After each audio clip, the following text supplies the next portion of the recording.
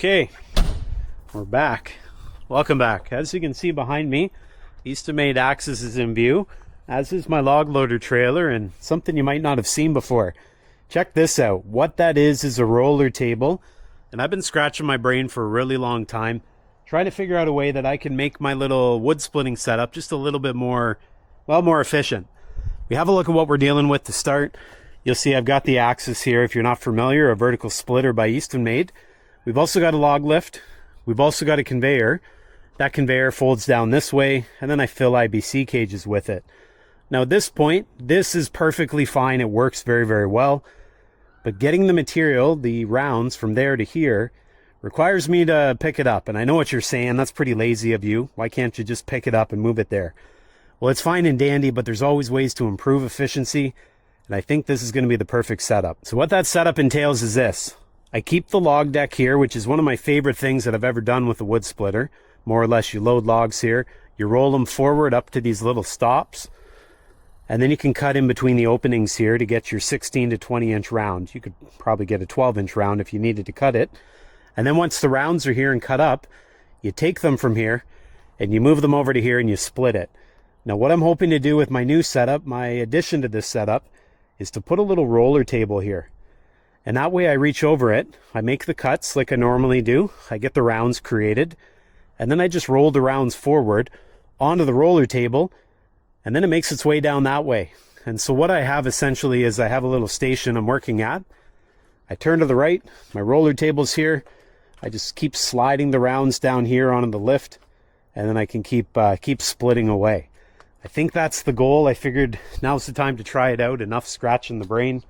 And we're going to try it out with this setup right here. And so what we're going to do first and foremost, we'll get this wooden rack system off the trailer, and then we'll create an end for it. And the reason it's cut off here, but that end has that stand, is because this used to be on the back of my sawmill.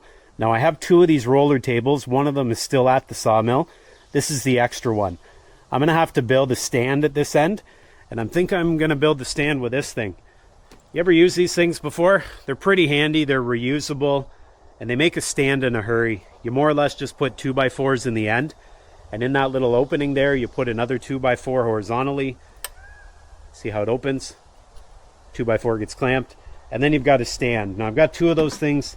We'll create a stand on this end, and then if I need to adjust it, I'll have that ability, and I want to put probably a slight decline so that the rounds roll down towards the sawmill. First things first, let's get this unloaded and we'll build ourselves a stand. Here we go. Not my favorite stuff to wear, but you have to. Been pouring non-stop around here, which is a bit unfortunate. It makes the bugs even more fierce.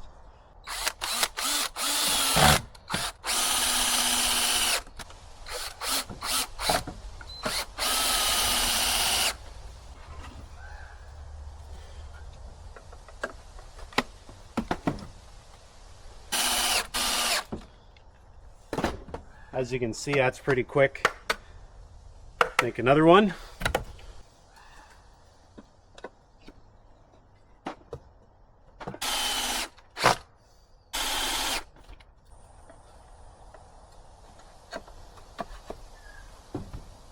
Okay. There's that.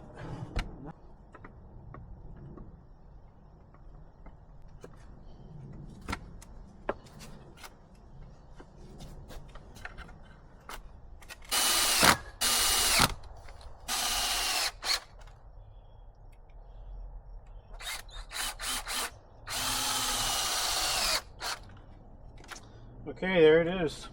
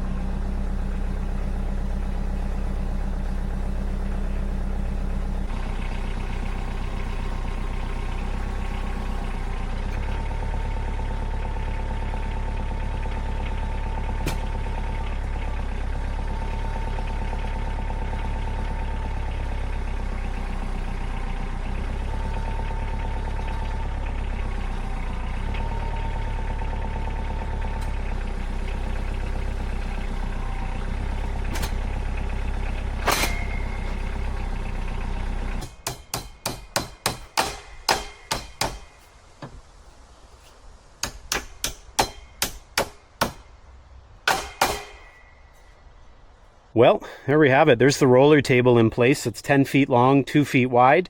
I'm not sure how many rollers are on there, but there's quite a few of them. I had to build this end of it, as you saw just a minute ago. That end was already built because I used this already with my sawmill.